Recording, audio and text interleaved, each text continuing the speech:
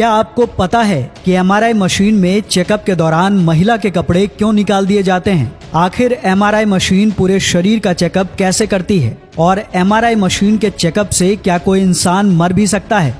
दोस्तों, एक रिसर्च के अनुसार दुनिया में रोजाना करोड़ों लोग किसी न किसी बीमारी का शिकार होते हैं और इन्हीं लोगों की अलग अलग बीमारियों का पता लगाने के लिए डॉक्टर्स अलग अलग टेस्ट करते हैं ताकि बीमारियों का सही पता लगाकर उसका इलाज किया जा सके। और इन्हीं टेस्ट में से एक टेस्ट होता है एमआरआई स्कैन। दोस्तों, एमआरआई स्कैन का आविष्कार मेडिकल जगत का एक बहुत बड़ा आविष्कार था, जिससे कई तरह की बीमारियों का बारीकी से पता लगाया जा सकता है। लेकिन साथ ही आप शायद इस बात को नहीं जानते कि इसी एमआरआई स्कैन से व्यक्ति की जान भी जा सकती है। शरीर की जांच के लिए बनी ये मशीन कई बार भयानक और जानलेवा भी साबित हो जाती है। हालांकि यूं तो एमआरआई रूम में दाखिल होने से पहले यह सुनिश्चित किया जाता है कि मरीज के पास या फिर उसकी बॉडी के अंदर कोई भी मेटल की चीज ना हो, लेकिन कई बार जाने अनजाने में ये गड़बड़ी हो जाती है। यदि एमआरआई स्कैन के दौरान मरीज के शरीर में अगर कोई मेटल यानी धातु की चीज रह जाती है तो ये मरीज के लिए खतरनाक साबित हो सकता है, क्योंकि एमआरआई स्कैन के बीच में इन मेटल्स यानी धातु के टुकड़े को चुंबक बहुत तेज गति से अपनी ओर खींचेगी, जिससे शरीर को बहुत गंभीर चोट पहुंच सकती है, यहाँ तक कि जान भी जा सकती है। दोस्तों, बहुत सारे लोग एमआरआई का नाम सुनते ही घबरा जाते हैं और इस जांच को करवाने से डरते हैं। लेकिन जब भी डॉक्टर एमआरआई स्कैन करवाने को कहता है तो इसे टालना नहीं चाहिए, क्योंकि बीमारी का गंभीर रूप से पहले ही उसका पता लगाना इस जांच से ही संभव होता है, जिससे समय रहते उस बीमारी का इलाज भी हो सकता है।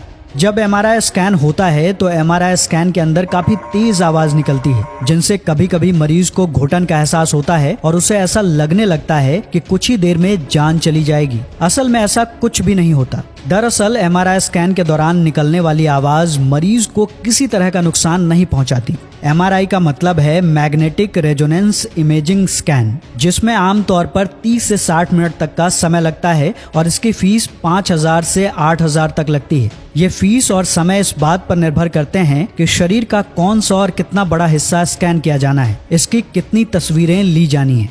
दोस्तों, एमआरआई स्कैन रेडिएशन के बजाय मैग्नेटिक फील्ड पर काम करता है, इसलिए ये एक्सरे और सीटी स्कैन से अलग है। एमआरआई स्कैन में पूरे शरीर में जहां जहां हाइड्रोजन होता है उसके स्पिन यानी कि घूमने से एक इमेज बनती है। शरीर में 70% पानी होता है, इसलिए हाइड्रोजन स्पिन के जरिए बनी इमेज से शरीर की काफी दिक्कतों का पता लगाया जा सकता है। दिमाग, घुटने, रीढ़ की हड्डी जैसे शरीर के अलग अलग हिस्सों में जहां कहीं भी सॉफ्ट टिश्यू होती है, उनका अगर एमआरआई स्कैन होता है तो हाइड्रोजन स्पिन से इमेज बनने के बाद ये पता लगाया जाता है कि शरीर के उन हिस्सों में कोई दिक्कत है या नहीं। यदि है तो कितनी है। क्या करनी होती है एमआरआई स्कैन से पहले कोई तैयारी? दोस्तों, आमतौर पर एमआरआई स्कैन वाले दिन आप खा पी सकते हैं और दवाई भी ले सकते हैं। कुछ मामलों में इस स्कैन से 4 घंटे पहले तक ही खाने को कहा जाता है ताकि 4 घंटे की फास्टिंग हो सके, और कुछ लोगों को अत्यधिक पानी भी पीने को कहा जाता है। एमआरआई टेस्ट के पहले आपको कुछ सवालों के सही भी जवाब देने होते हैं। इन प्रश्नों के जवाब के माध्यम से डॉक्टर आपके बारे में सारी जानकारी प्राप्त कर लेते हैं और आपकी सुरक्षा के लिए जरूरी कदम उठाते हैं। इन सवालों के माध्यम से रेडियोलॉजिस्ट ये भी जान लेते हैं कि पहले आपकी किसी तरह की सर्जरी तो नहीं हुई है या कोई डिवाइस आपके शरीर में लगाया तो नहीं गया, क्योंकि एमआरआई के दौरान ऐसी स्थिति में समस्या पैदा हो सकती है, जिससे मेडिकल स्टाफ को ये पता चलता है कि स्कैन करना सुरक्षित है या नहीं। ये जानकारी देने के बाद मंजूरी भी मांगी जाती है कि आपका स्कैन किया जाए या नहीं, क्योंकि एमआरआई स्कैन ताकतवर मैग्नेटिक फील्ड पैदा करता है। ऐसे में उसके भीतर जाते वक्त शरीर पर कोई मेटल ऑब्जेक्ट नहीं होना चाहिए, जैसे घड़ी, ज्वेलरी, नेकलेस या झुमके, पियर्सिंग, नकली दांत जिनमें धातु का इस्तेमाल होता है, सुनने की मशीन, विग, क्योंकि कुछ में धातु के टुकड़े होते हैं। एमआरआई कराने वाले कमरे के बाहर आपको ये लिखा मिलेगा कि दिल में पेसमेकर लगा हो या फिर शरीर में कहीं भी न्यूरो सिमुलेटर लगा हो तो स्कैन ना कराएं।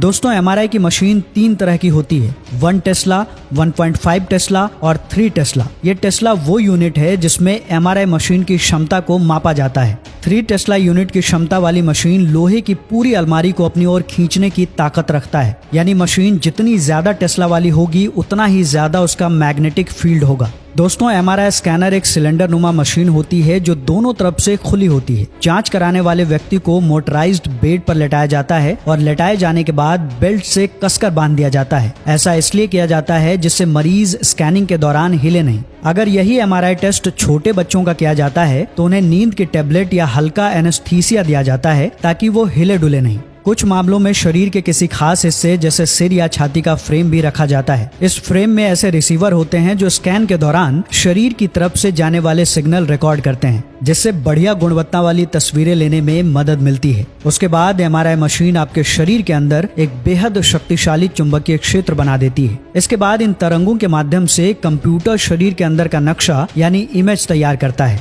दोस्तों, एमआरआई स्कैन तस्वीरें लेते वक्त बहुत आवाज भी करता है। ये आवाज इसलिए आती है क्योंकि मशीन फोटो लेने के लिए अत्याधुनिक चुंबक की ऊर्जा बनाती है। मरीज को इन डरावनी आवाजों से छुटकारा पाने के लिए कभी कभी डॉक्टर इस दौरान हेडफोन लगाने को भी देते हैं। टेस्ट के दौरान आपको शरीर में खिंचाव जैसा महसूस हो सकता है। ऐसा इसलिए क्योंकि एमआरआई मशीन नसों को उत्तेजित करती है। ये सामान्य है और इसमें चिंता की कोई बात नहीं है। ये पूरी प्रक्रिया 30 मिनट से 60 मिनट तक चलती है और एक एमआरआई टेस्ट करवाने की कुल लागत 5,000 से लेकर 8,000 तक आती है। तो दोस्तों, इसी तरह से एमआरआई मशीन चेकअप करती है।